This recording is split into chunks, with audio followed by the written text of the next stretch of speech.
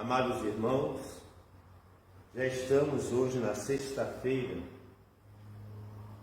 do primeiro domingo após a oitava de Pentecostes. Já estamos avançando para o meio do ano, aliás. Já estamos no mês 6, no mês de junho, e assim o tempo corre, o relógio não para, ele é inexorável, nada o detém. E assim nós devemos acompanhar o tempo, não podemos perder o tempo. A primeira sexta-feira do mês, que hoje nós celebramos sempre, é um dia dedicado à devoção ao Sagrado Coração de Jesus. Amanhã, primeiro sábado do mês, é devotado ao Imaculado Coração de Maria Santíssima, Nossa Senhora. E sempre neste ciclo de comemorações, de homenagens, de culto a Deus, vamos renovando no tempo a nossa vida espiritual, a nossa preparação para a vida eterna que nós almejamos e para a qual fomos convidados por Deus. E hoje nós celebramos aqui também a memória do santo Francisco Caracciolo. Esse santo é muito pouco conhecido aqui no Brasil. Ele fundou de uma forma, digamos assim, não proposital, uma congregação dos cônegos regulares. Ele é do final do século XVI, por volta de 1500, alguma coisa. Ele era napolitano, o nome dele era Magno Caracciolo. E de uma forma, digamos assim, misteriosa, uma carta que não lhe era interessada chega-lhe às mãos. Ele leu aquela carta, que não era para ele, mas lhe chegou às mãos como se fosse para ele. Ele leu e ali ele soube que estavam com um projeto de fundar um instituto religioso dos cônegos regulares, lá na região dele, em Nápoles. O que ele fez? Ele se interessou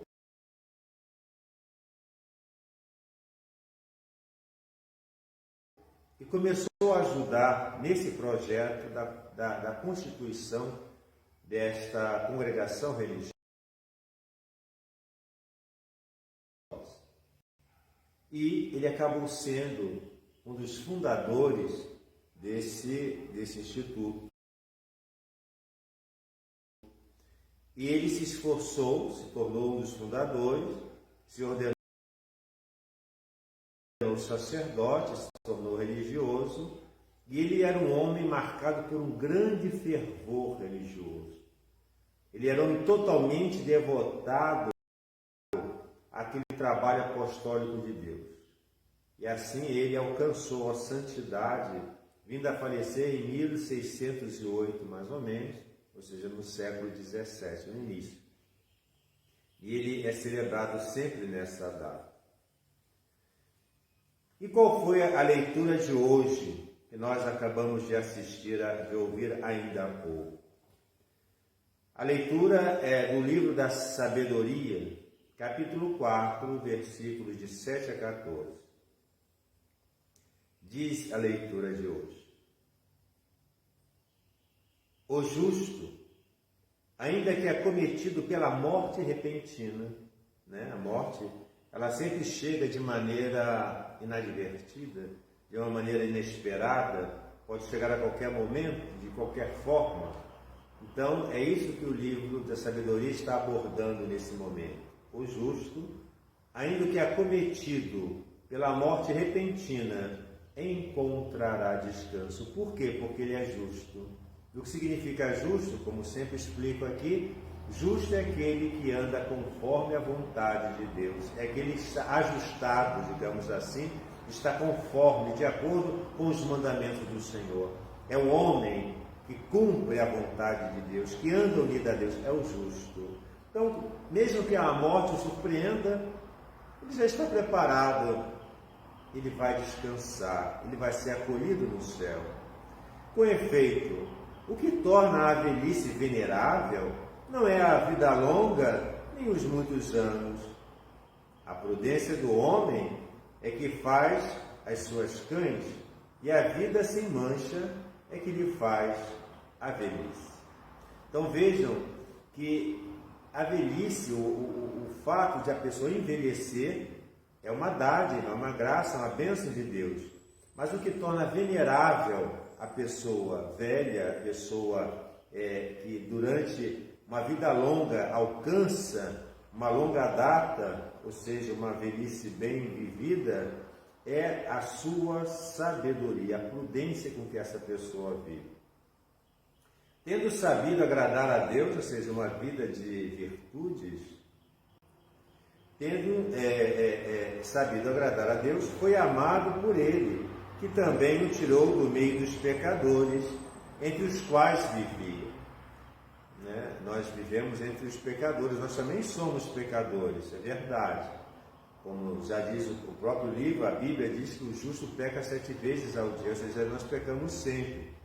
Mas o pecado a qual se refere aqui é a pessoa que está arraigada no vício, no pecado, que não quer largar, não quer mudar de vida, não quer viver conforme os mandamentos de Deus.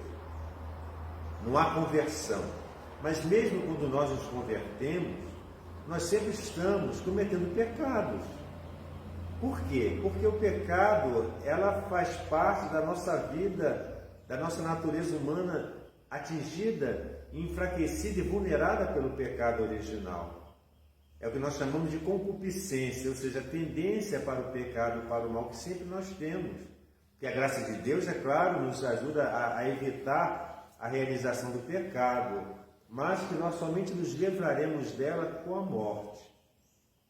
Então, nós buscamos a Deus, buscamos uma vida virtuosa, que não é fácil, que somos acometidos diariamente, o dia inteiro, pelo pecado, pelas tentações, pelas nossas fraquezas, pelas nossas limitações. Nós vivemos no meio de pessoas que não querem saber disso, não querem saber de conversão, não se interessam pelas coisas de Deus, que estão completamente voltadas ao serviço de Satanás, estão entregues às obras do mal, e nós sabemos que o mundo, infelizmente, é esse.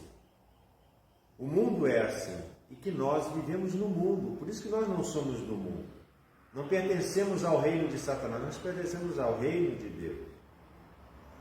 E continua o livro da sabedoria. Tendo sabido agradar a Deus, o justo, foi amado por Ele, que também o tirou do meio dos pecadores, entre os quais vivia.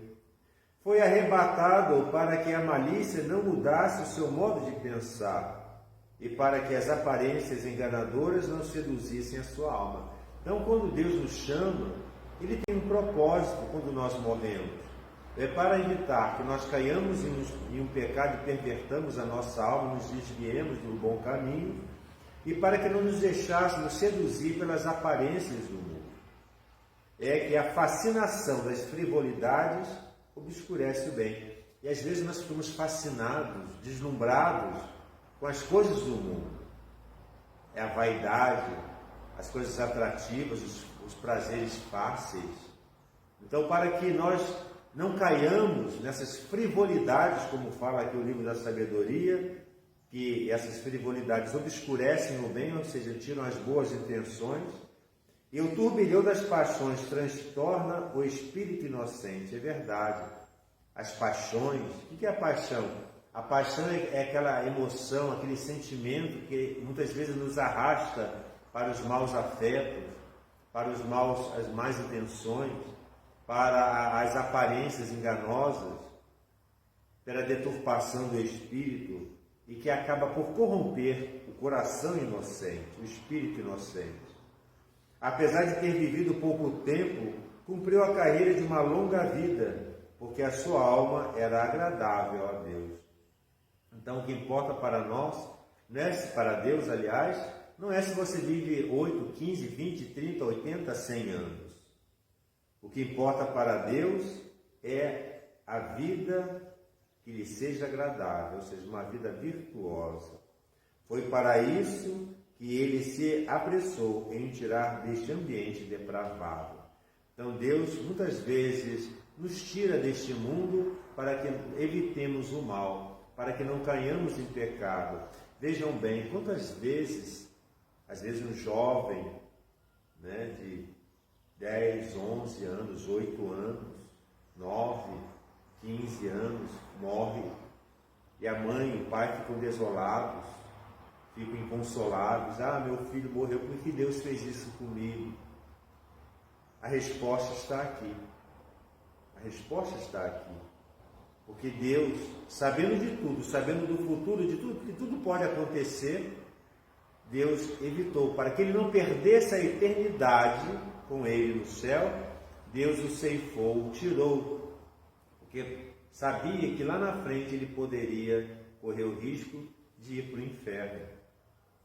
É claro que nós não entendemos isso nesta vida. A gente quer o bem, nós queremos as pessoas que amamos do nosso lado, queremos ver as crianças crescerem e se tornarem adultos, principalmente os pais em relação aos filhos, principalmente os avós em relação aos seus netos. Mas Deus, na sua infinita sabedoria e bondade, o que é preferível? Que essa pessoa cresça e corra o risco de ir para o inferno, ou que ela venha a falecer nova e lhe garanta o céu? Porque nós vamos encontrar essas pessoas no céu. E não queremos ir para o inferno e encontrar ninguém lá. Pessoas que nós amamos. Que coisa terrível. Nós queremos ir para o céu. E lá nos encontraremos. Lá viveremos eternamente a felicidade. Então, é melhor, é preferível sofrer a privação da ausência daquela pessoa aqui nesse mundo, mas saber que a encontraremos no céu para sempre. E o Evangelho de hoje? Diz o Evangelho de hoje. Vamos ver aqui o que diz.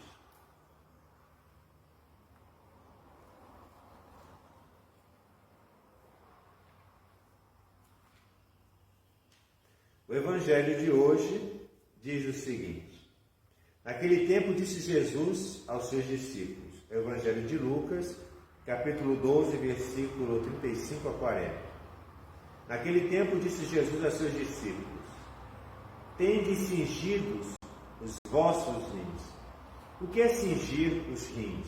É quando você coloca um cinto na região da cintura, onde se localiza anteriormente, se localizam os nossos rins.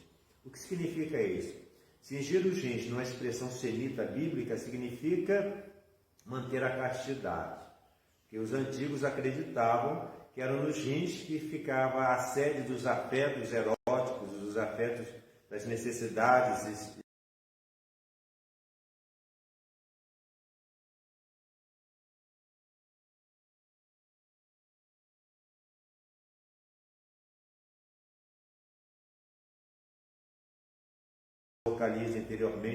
se localizam os nossos rins. O que significa isso? Cingir os rins, numa expressão semita bíblica, significa manter a castidade. Porque os antigos acreditavam que eram nos rins que ficava a sede dos afetos eróticos, dos afetos das necessidades e das atrações sexuais. Então, cingir os rins, significa manter-se em prontidão, manter-se em castidade. Então diz Jesus: tende cingidos os vossos rins e as lâmpadas acesas nas vossas mãos. O que é a lâmpada acesa? É a fé que ilumina. A gente, quando anda na escuridão, coloca o candeeiro na mão, ou a lanterna, hoje o celular, a gente não coloca atrás, a gente coloca na frente. Então é isso que Jesus fala: e as lâmpadas acesas em vossas mãos. Sede semelhantes aos que esperam o seu Senhor de regresso das bodas, ou seja, das núpcias, para lhe abrirem a porta logo que ele chega e bate. Então, Jesus nos alerta, nos adverte. Fiquemos atentos e alertas, prestativos, acordados, como aqueles que esperam o seu Senhor chegar das núpcias, para que não os surpreendam, os peguem desprevenidos e que possa abrir a porta no momento em que chegar. Continua: bem-aventurados aqueles servos a quem o Senhor achar vigiando quando vier.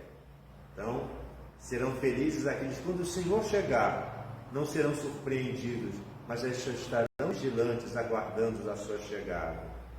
Na verdade, eu vos digo que se cingirá e os fará sentar à mesa, e passando por eles, os servirá. Essa passagem nos lembra o livro do Apocalipse, quando, numa das advertências a uma daquelas 7 igrejas, Deus fala que, ao encontrar vigilante o seu servo, se cingirá, ou seja, colocará o avental de serviço e o servirá à ceia. Que imagem maravilhosa! Jesus, Deus nos servindo nas suas delícias. Se é na segunda, na terceira vigília, os antigos dividiam a noite em 3 vigílias, em 3 momentos à noite. A primeira parte das 10, mais ou menos até meia-noite. De meia-noite até as 3, segunda vigília. A terceira de 3 até as 6 da manhã. Então você não sabe em qual momento, em qual vigília o Senhor virá. Se vier na segunda ou na terceira vigília, felizes são esses servos, se ele assim encontrar as coisas. O que significa essas vigílias? São as fases da vida. A primeira vigília é a juventude, a infância e juventude. A segunda vigília é a madureza, a vida adulta. A terceira vigília é a velhice. Nós não sabemos quando Deus vier. Com certeza Deus não veio na minha juventude, na minha adolescência, na minha infância. Já passei por ela. E a essa semana já saí da idade adulta, já estou entrando na idade que chama terceira, fiz 60 anos. Então, Deus com certeza virá nessa terceira vigília, porque as primeiras e segundas já passaram, mas para muitos ainda indefinido. Então, tende isso, né? Felizes são esses servos, se assim ele encontrar as coisas, ou seja, vigilantes. Tende, porém, isto bem presente, na mente, fixado na mente. O que ele quer? Se o pai de família soubesse a hora em que viria o ladrão, vigiaria sem dúvida e não deixaria assaltar a casa. Jesus usa essa imagem, essa comparação com o pai de família que fica vigiando a sua casa de noite. Você não sabe quando um ladrão vem visitar a sua casa para assaltar a sua casa. Ninguém sabe. Mas se soubesse, você ficaria de atalaia, armado, esperando que ele viesse para defender a sua casa. Então Jesus fala isso. Se o pai de família soubesse a hora em que viria o ladrão, vigiaria sem dúvida e não deixaria assaltar a sua casa. Aí ele nos adverte no final. Vós, pois, estáis preparados. O que é preparado? Preparado significa estar já disposto, já estar, digamos assim, envolvido na expectativa de que a qualquer momento o Senhor virá. Já está naquela disposição do encontro para não ser surpreendido. Estai preparados, porque na hora em que menos cuidais, virá o Filho do Homem. Veja, como se fosse uma pegadinha, né? Como se Deus quisesse nos surpreender no momento da distração. Às vezes você está atento, está alerta, e Deus está te observando. Na hora que você se distrai com alguma coisa, aí Deus vai lá e te surpreende, né? Dessa impressão. O que ele quis dizer é o seguinte, que nós devemos nunca abrir guarda. Devemos estar vigilantes. Até naqueles momentos que a gente menos espera, ele vai chegar. Ou seja, devemos estar sempre aguardando o Senhor. E o que significa esse momento de menos vigilância? É quando nós nos distraímos com as coisas do mundo, quando nos distraímos com as criaturas e desviamos o nosso olhar do Senhor. Amados irmãos, assim como São Francisco Caracciolo, sejamos fervorosos para o serviço de Deus e sejamos conforme a sua vontade, segundo os seus mandamentos. E se porventura viermos a cair, e se porventura, por acaso, viermos a desfalecer, a fraquejar, levantemo-nos. Vamos caminhar, como diria Santo Tomás de Aquino. É melhor claudicar no caminho da salvação